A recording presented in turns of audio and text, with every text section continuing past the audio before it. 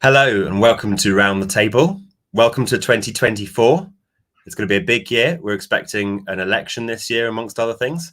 And it's really hit the ground running with lots of things to talk about this week at Christian Concern. Lots of challenges for Christians in the year ahead. So I'm really glad to have two excellent people to speak with me about it, in Andrea Williams and Tim Dieppe. Hi. Hello. Hello, everybody. Great to be back. 2024. Here we are. Thank you so much to those who are watching live. We love you to be here with us, because one of the things we want to do with these live streams is make sure we're talking with you, not just at you. So we really want to hear your comments, hear your views through typing your comments, and we want to get to those and to make sure that we're in a conversation with you. You're around the table with us as we speak about it. Is there anyone out there right now? That's what I want to know. There are a few people. There are a few people tuning in. Come on, everybody. Come on at the beginning of the year. Click that like button. It really helps. Get some comments in. Say hello to us. Tell us what your plans are for 2024. That just really helps us get going. People find the stream and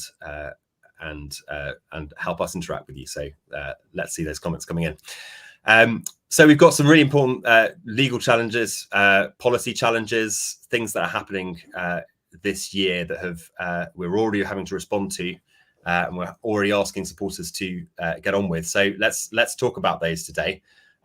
Tim, you're going to introduce the first of those, and Scotland is planning to introduce a conversion practices ban. Do you want to tell us about that? Yeah, sure. So thanks, Paul. Yeah, so this week, the Scottish Government launched a consultation on banning conversion practices. Paul, you're quite right to call it that rather than conversion therapy. This is the way that these laws tend to be termed, conversion practices rather than conversion therapy. So they don't have to just target therapists. It can be anybody. You don't have to be a therapist. You could just be somebody in conversation. Very, very significantly in this proposed law, there is no defense of consent. In fact, they have specifically said there should not be a defense of consent. So therefore, what they are actually explicitly doing here is criminalising consensual conversations, which is what we've always said is what a conversion therapy ban is. It's criminalising consensual conversations. And in fact, if you go to our free-to-talk .org website, you can see a lot more about that point. But just to expand on what is in this ban in Scotland, first of all, it's practices rather than just therapy. Secondly, it includes transgender as well as homosexuality. So if you want to help somebody consider whether they should detransition or who actually wants to detransition, you would be committing a criminal offence for doing that. That's how draconian this is. That's how awful this is. If you end up in a conversation with somebody who's thinking about abandoning homosexual lifestyle and counselling them about that, you would be committing an offence.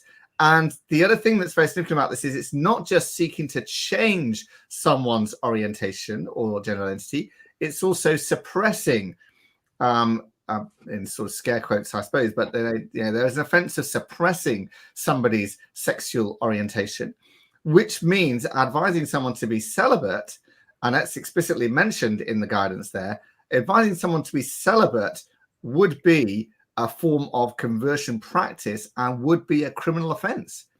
That's actually how crazy this law is. That's actually how crazy our society's gone, that it actually believes that advising someone to be celibate is so bad for them that it ought to be a criminal offence. It's really actually upside down to the truth, and incredible really that's what's happening here.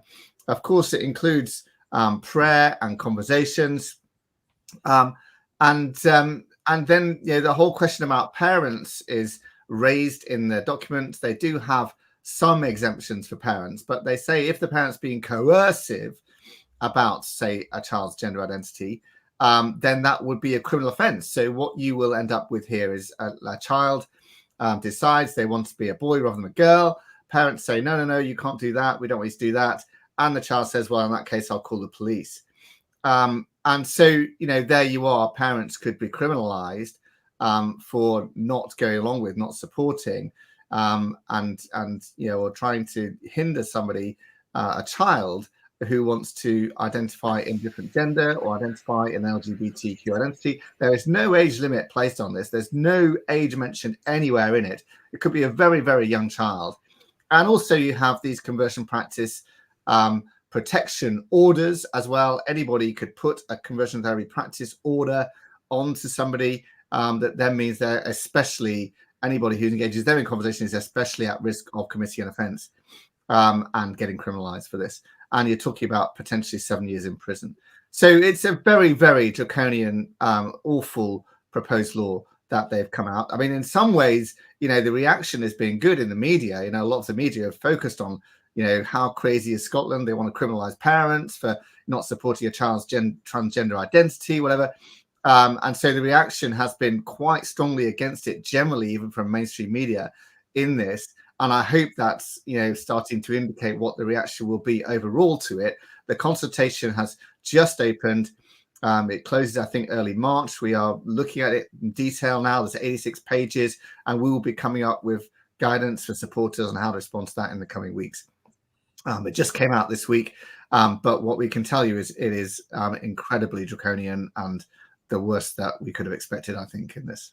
And what activists, of course, are always wanting to do is try it out in various jurisdictions. I mean, they've done this in Malta, they've done this in states in Australia, and now from within the United Kingdom, they're trying it in Scotland. It's very extreme. If you start with something that's extreme, then what you may end up with, what they hope that what they do is they're chipping away, and then what they hope that they end up with is something when we actually know that the whole premise of this is entirely flawed. There is no need for any new legislation with regard to so-called conversion therapy. Anything that is criminal is already, anything that is abusive and threatening and physically, the kind of things that they allege, which we have no evidence of, but this kind of physical coercion, these things would already be entirely caught, more than entirely caught in criminal law.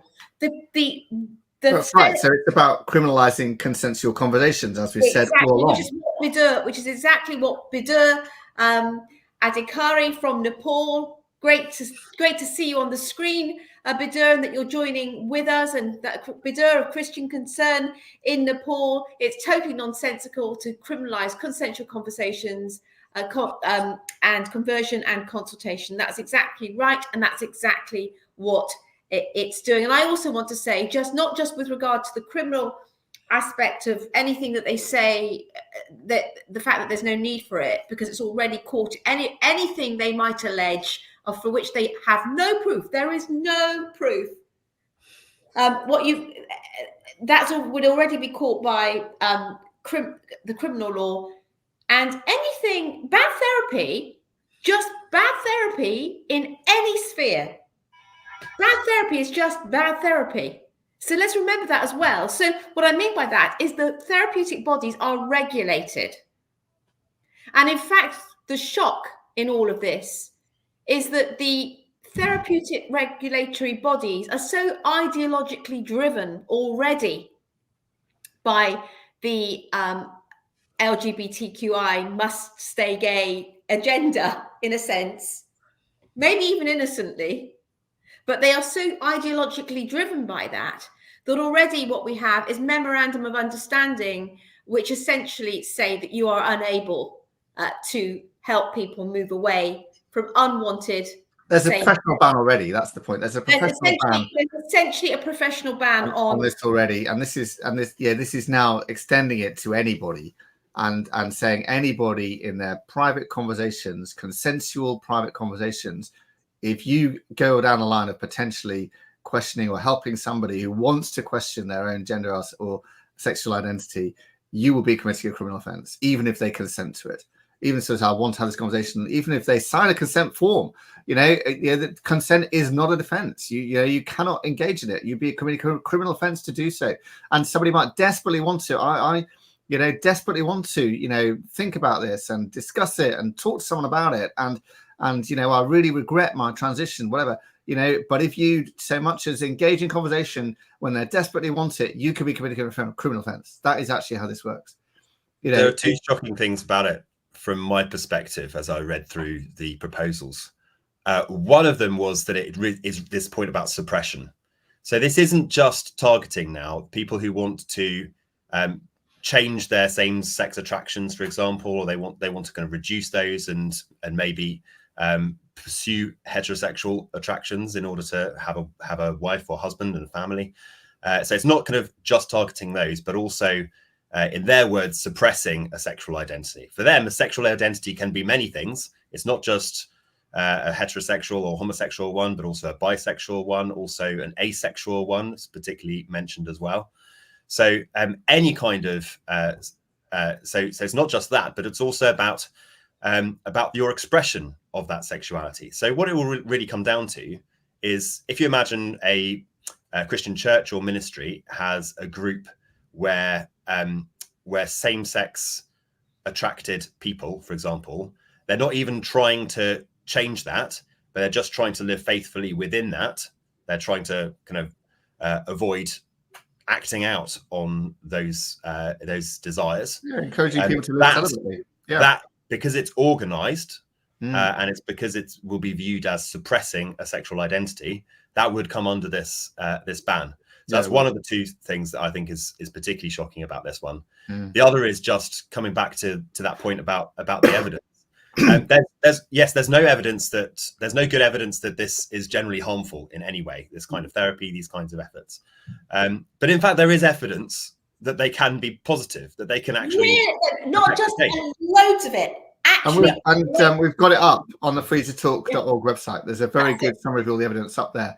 So exactly, which is what is completely flatly denied in the consultation. It says, it keeps on saying things like, even though no one can ever change sexual identity, these sorts of things, which is just nonsense if you look at the actual evidence.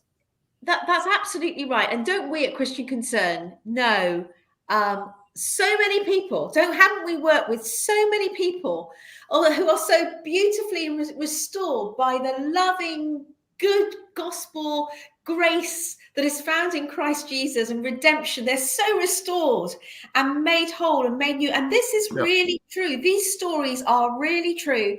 And they give people not just life right now, but life. These things are actually really exciting. And Tim, there's the whole X Out Loud movement, isn't there? I mean, we need to just X-trans. And this consultation, and the Scottish Government completely denies the existence of any detransitioners or any ex-gay, ex-LGBTQI, whatever people. Basically, it says they can't exist because it's impossible to change your identity. Well, they really do exist. And I think the other thing I want to say is on all of this, Tim, which caught me when you were just actually giving your explanation at the beginning, this idea of, celibacy can't be promoted.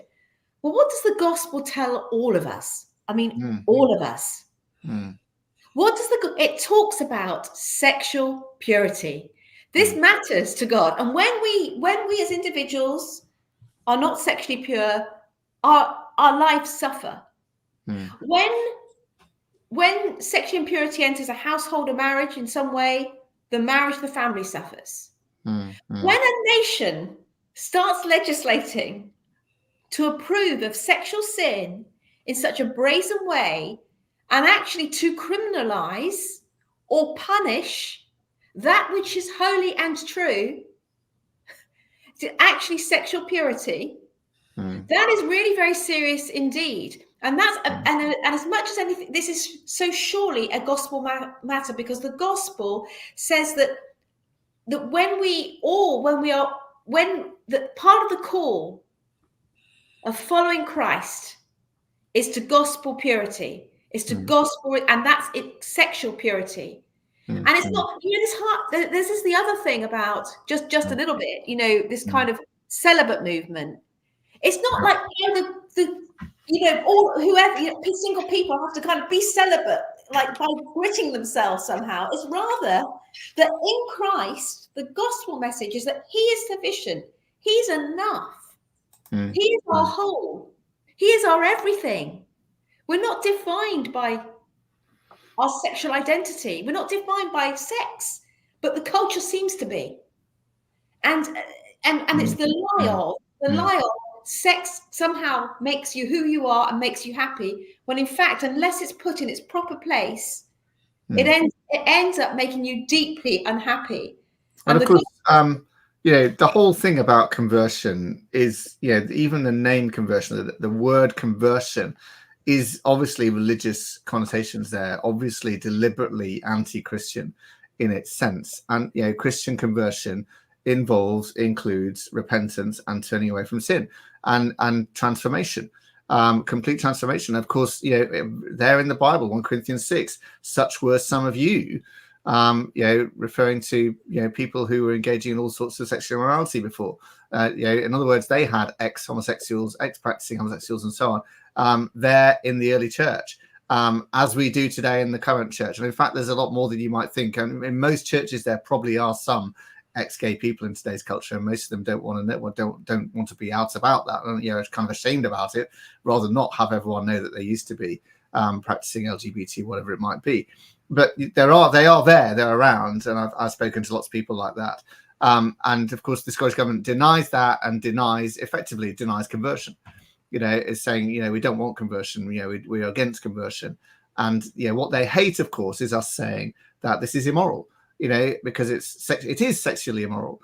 And what they want is not just us, being quiet, but they want us to be forced into approving it and saying it's fine and supporting it, and criminalized for saying, no, this is bad for you. No, this is contrary to God's law. No, this is actually immoral. I need to stop doing it. Well, it's worth saying that one of the leading proponents of a conversion therapy ban, and in the UK scene and the wider United Kingdom scene, is someone who is dedicated to changing church teaching on this exact point. Yeah.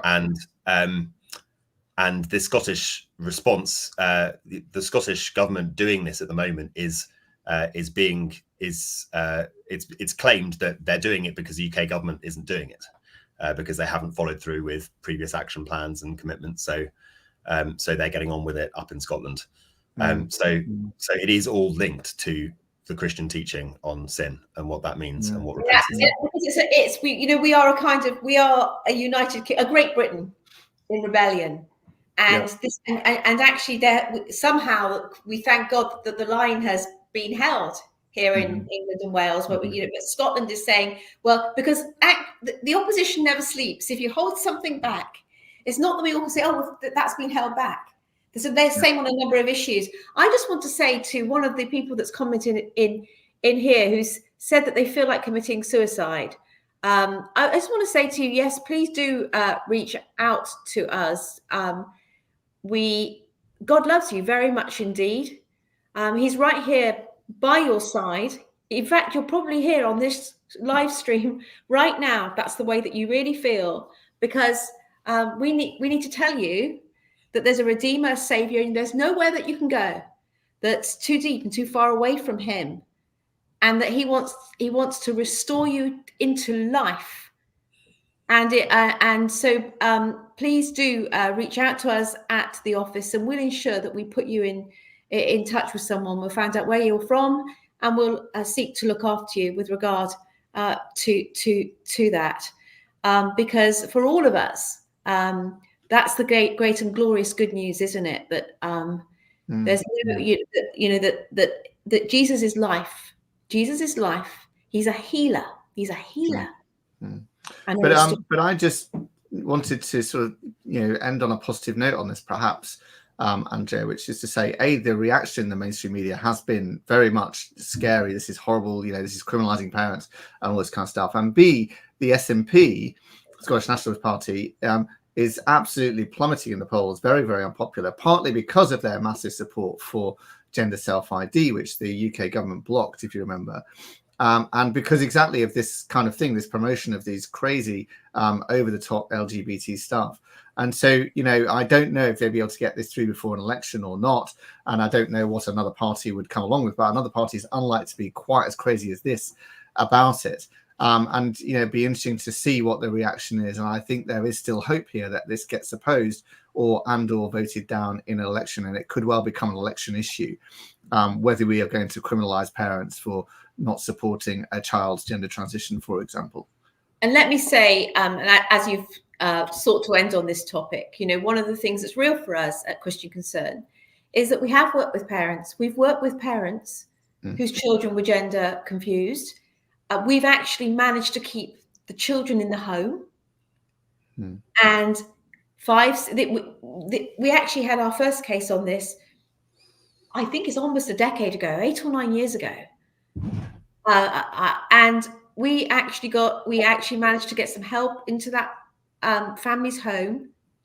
And now the girl lives as a girl, even though she was gender confused at that time, and the school and social services became involved. At school, she was identifying as a boy, and the school were affirming it. Now at Christian Concern and the Christian Legal Centre, we are dealing with a number of cases where there are primary age children, primary school, and the state might even come against parents of primary school children.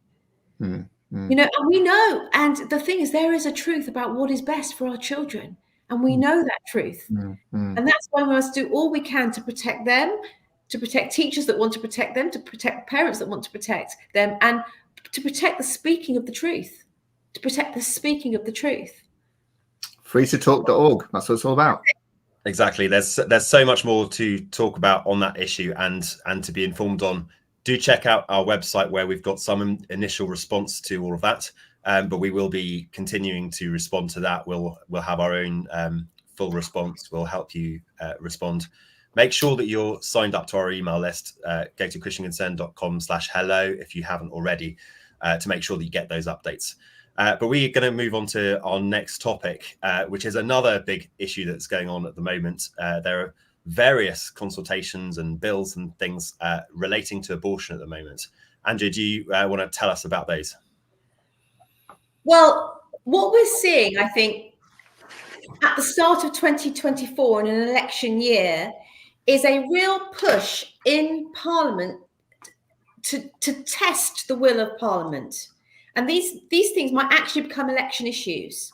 So as you just heard, there's not settled really with the fact that the current Conservative government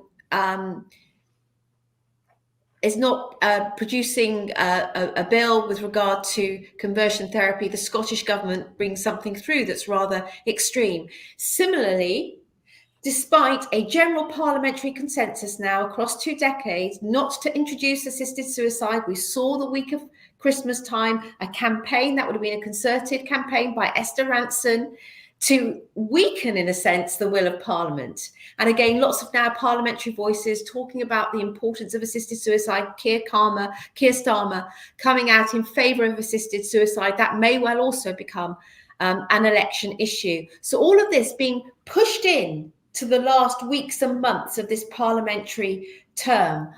But also, as always, when there's an opportunity, when there's a moment in a holiday, in the middle of the night, when people aren't watching, the abortion lobby strikes. And for sure, what we've seen is that just before Christmas, 2 amendments were proposed to the Criminal Justice Bill, which would have the effect, if they are come into force, and they were introduced at committee stage. So again, we didn't see this on the floor of the House. We've seen this at a committee stage. They'll have to be brought back to the floor of the House, but they would in effect decriminalise abortion right up to birth. The first one is opposed, NC1 is opposed by Diana Johnson, and would remove any criminal culpability for a woman who ends her pregnancy, no matter at what stage or at what danger to herself or the unborn child.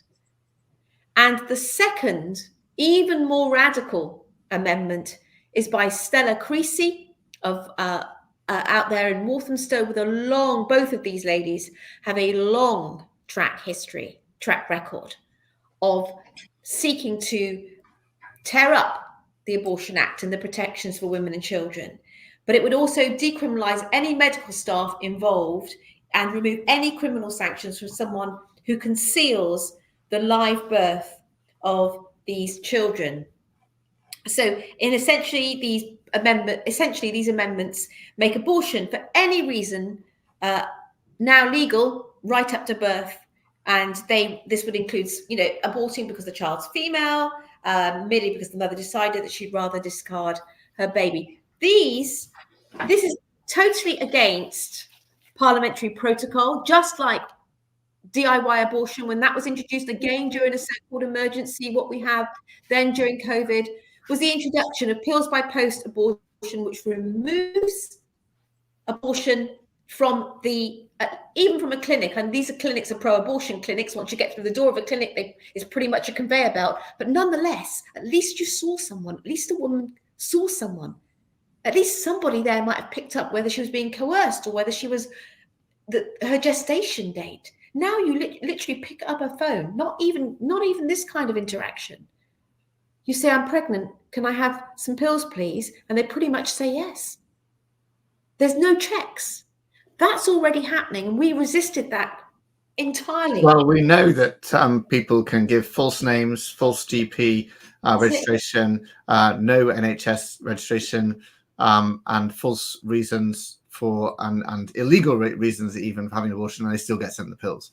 So there are worse than no checks. There's not even attempted checks. Exactly. We did a survey on that. But I mean, this is really very serious. It's a trick, but it's a well-known trick. And it's like everyone's too busy, too tired, too fatigued to actually see that what this does is rips up the current abortion law, but it rips up, in effect, just exactly what DIY abortion has done. Any protection for children, for our unborn children. No, but it's much worse than a DIY abortion, Andrea, because it takes it right up to term, right? But also, Tim, what protections for women? Yes, I know. What in fact, for mums and dads. But essentially, it's a free for all. Abortion becomes access to a pill, just access to a pill that kills our unborn children. That is it. That is exactly what's happening. It's worth saying, isn't it, that medical abortion, which is taking the pills, is meant to be only up till 10 weeks gestation. Yes. That's right, isn't it? Yeah. And so, for those who may not know, what's happened is that because of DIY abortion, because of these pills by post, then it's been much easier for people to get their hands on these pills, which aren't really very safe to take for later, like for the mother, that is. No. Obviously unsafe for the baby. But they're not safe for mothers to take later on in the pregnancy, which is why they're not allowed. But still, they can be effective in inducing an abortion. And so we've had these stories of women later on in their pregnancies using them, obtaining them under by lying, essentially, about how far through their pregnancy they are, and then 32-week-old babies who are like viable, have a great chance of living outside the womb, their lives being ended illegally. And that is what perversely the abortion lobby has used to say there's got to be change and we've got to decriminalize abortion. Yes. And if one of these amendments got passed, what the government will be saying is that an unborn child is a piece of rubbish, right? They can be disposed of behind the back door, even if they are actually born alive and you kill them and put them in the waste bin. There's no offense there, even if that's just the day before they're about to be born and they're completely viable. And if you try to abort it and you succeed, or you kill the baby and dispose of it without telling anyone, whatever, there's no criminal offense here because it was unborn at the time. And it's shocking devaluation of human life. I mean, it really is absolutely shocking and appalling that society would even consider. It's an end stage culture when we have so created a culture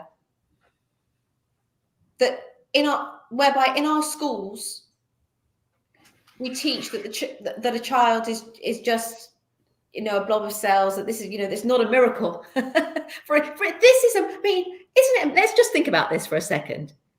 It is pretty miraculous. A sperm and an egg joining together, being held in a womb, and becoming a person just like me and you. That's mind-blowingly miraculous. And wouldn't it be amazing if in our schools we were telling children, look at this miracle of how we grow. And how the heartbeat comes, and the fact that your DNA is put in place so very early on. Wouldn't this be just the most extraordinary thing to be able to teach our children, and the value, the imprint, the godly imprint on every single human life? But also that we've created a culture whereby we've dehumanized the unborn, the miracle, so that a woman thinks, well, I can just get rid of this. But in fact, naturally, a woman will want to give life. That's what we're made for. We're made to nurture our children. So there's a culture that's being created. And let me just say, it's not the government permits, the laws permit this, but we've got a church. I love the church. I always say that, I love the church. But we're silent. I mean, essentially, we've been silent. And I'm just going to say one more point because I can see that Paul wants to come in. I remember very clearly doing rallies outside Parliament on the 40th anniversary, when our abortion statistics were at 6 million. And I remember weeping at that statistic. Figures are hard to get in your head. But I'm now in 2024.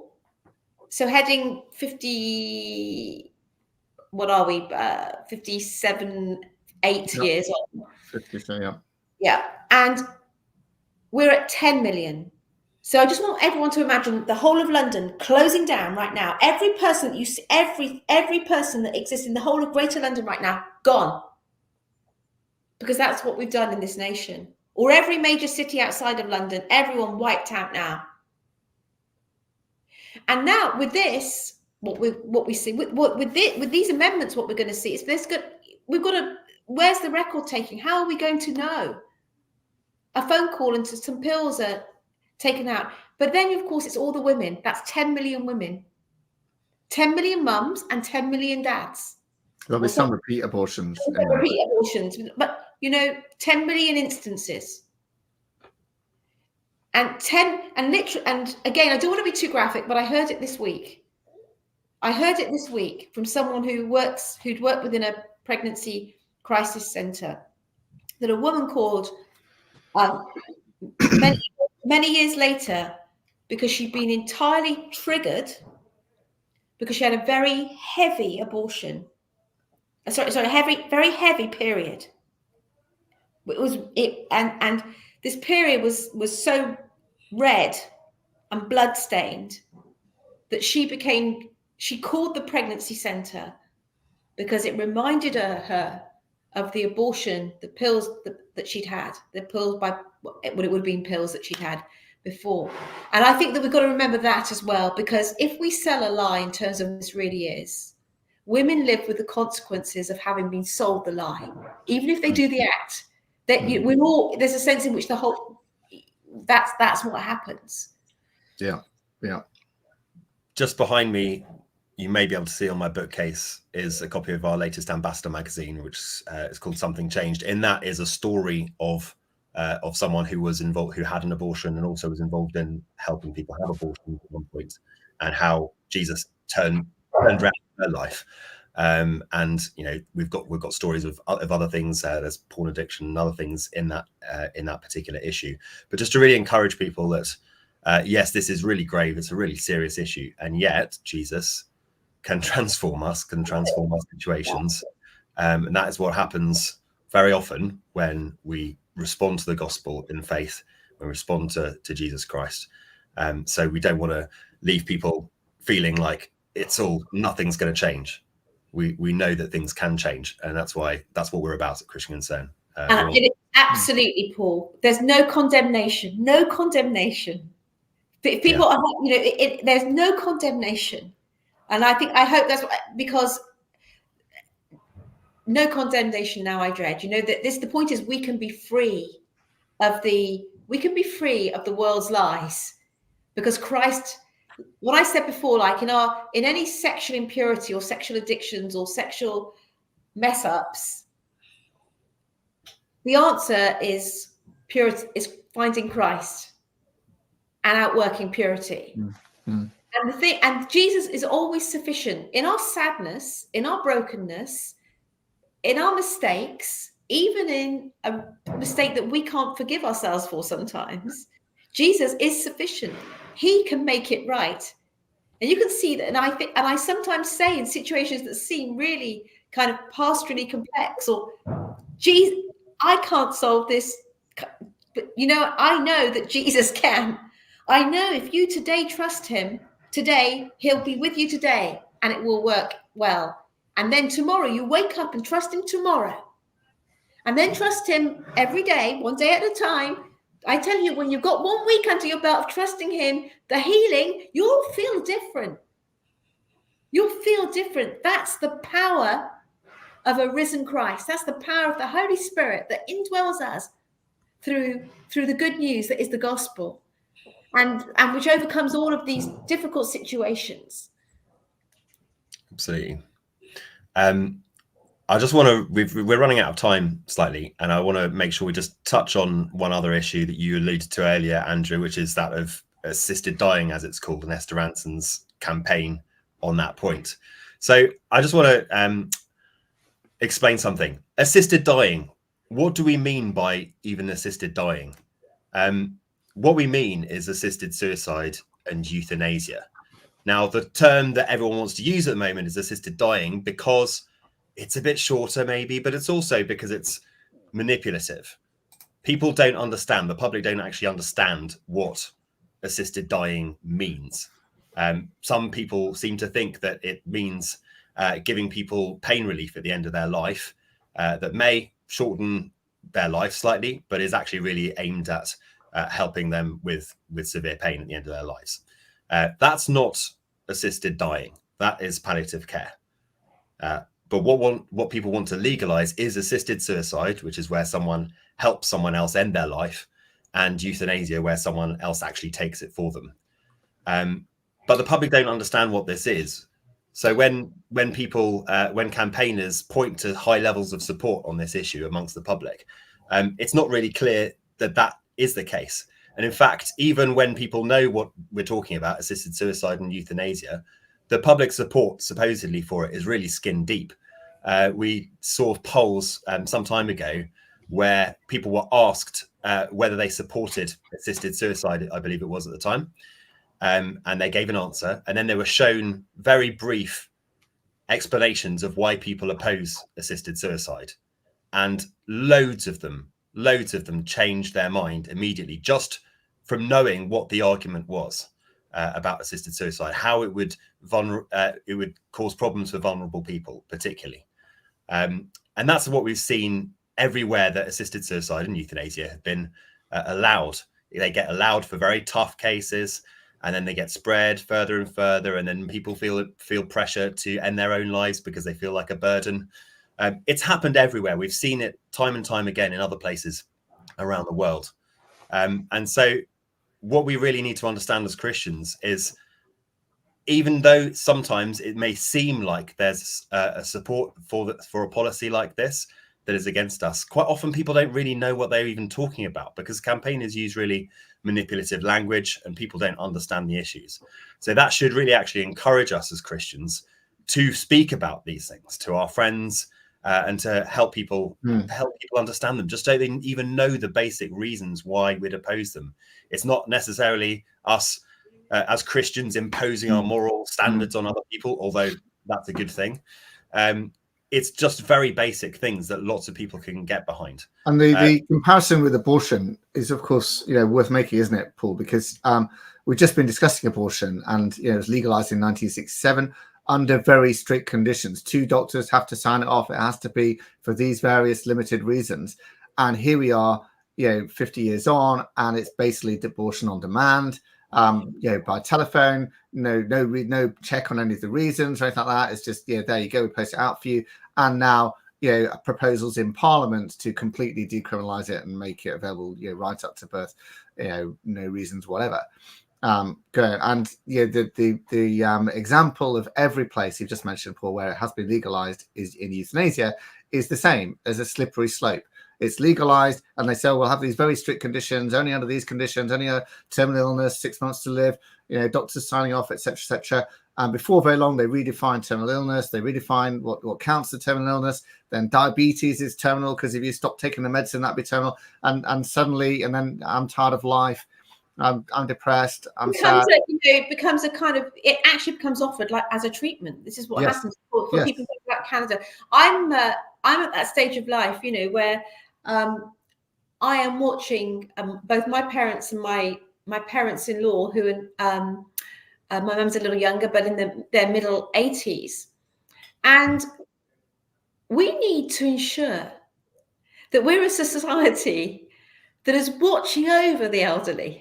And giving them reason to live, and not hastening them on their way, but actually, because helping the people that have been so strong, that have done extraordinary things at this point in their life. A society actually should have laws that ensure that they know that they are watched over and looked after, and they are not valued and not put in, because they have truly something to give. Aging is not hard. Becoming weaker is not hard. Facing death did I say not hard? Is hard. It's hard. Becoming weaker is hard. And actually, we have to create, that's, but for the hope of the gospel. Where if somebody this is the kind of Esther, it's the counsel of despair, when in fact what I have seen in my parents aging is a grace and a beauty and something that is being given to our family that is in season and so profound and so deep that I cherish every day. I've cherished this last Christmas with 4 elderly parents in the room. I've cherished it. How many more Christmases like that? And to create a culture where we've, like, unborn babies are not really babies. They're not protected. People that are weak and vulnerable and old and terminal, well, quick injection of potassium chloride. We think we're beyond that. And somebody's commented here about Nadine Dorris and her husband, who, when he was diagnosed with terminal illness, said, I want to go to Dignitas. And that didn't happen. And by the end, he was so glad it didn't happen. And Nadine Dorris herself was so glad it didn't happen as well. And he died with dignity at home. And there are many stories like that of people whose initial reaction is, I just want to end it all. And then when they don't do that and they have proper care and proper palliative care and so on, they say, please tell everyone this is the way you should do it. You should not go and end it. It's much better to do it properly and go through and have the love and care and attention that you can have. And that's a much better way of dying and so on. So there are lots of testimonies like that as well.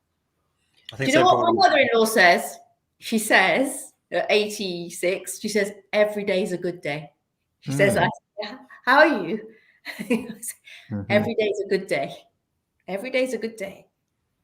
And, this is all related to the breakdown of family, of course, in terms of particularly the wider family and the responsibility between different generations to be building the family together, right? So true.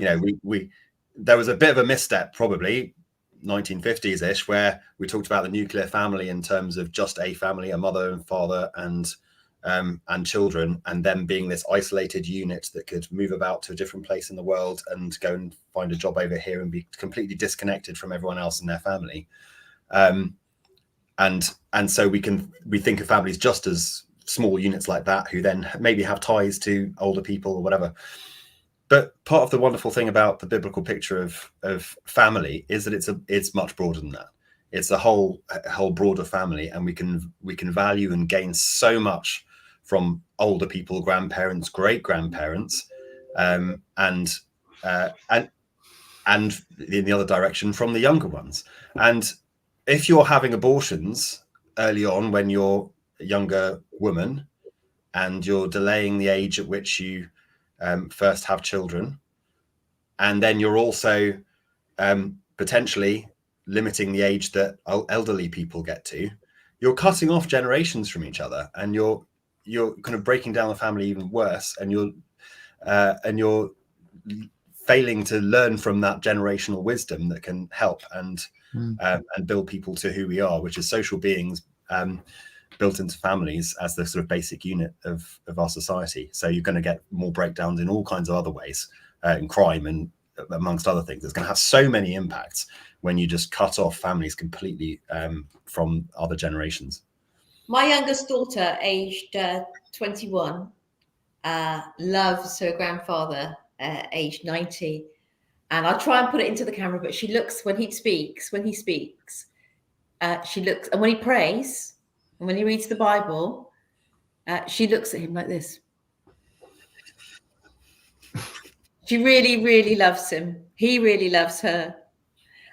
He walks down, he loves to take her arm, and they love to walk down the path, because he can still walk down the path. He's great. He's doing very well. But that's the bond. But we also, the thing is, and sadly, in too many families, that's not what's happening today. Well, I think and the thing is that, again, what we have to cultivate as the church is that what we have to cultivate is family. And you're right. That's absolutely right, Paul. And what I want to say, the point is, everyone. The point about all of this is that's again what the Christian vision of life is: a beautiful marriage and beautiful. Christ is sufficient, and the family is bigger than just a new marriage. It's bigger than just a family unit. That actually community, Christian community. So that even when people have lost their spouse, for instance, that there is a family, there's a community, perhaps a blood family, but actually a community that loves. That's not saying the option is potassium chloride. We live in community. Jesus is sufficient. There are building blocks for doing life as it prescribed him, but that's not. It's not. There's every model isn't the same. So, so singleness is also in Christ. Singleness in Christ, he is sufficient. And there is still family, and there is still community. Let me say, again, one of my great heroes is Dick Lucas. He's coming up for 100. My husband and I went to visit him just before Christmas. We overlapped with another visitor bringing him cake. He had loads of cake on his table. This is the point. This is actually the point. That's life. That's family. That's community. That's proper community. And that's a single man, 100 years of faithful life, who's lived his life for the gospel. That's the point. Who's cared for, and no one's ever going to get near to him and offering him euthanasia. And we should be ensuring that no one else does, no matter who they are. Yeah. In a civilized society. Yeah. Well, we really have run out of time now for this discussion, but we're going to keep on going next week on Friday. Different topics, probably, maybe some different people, but we'll keep talking about these important issues.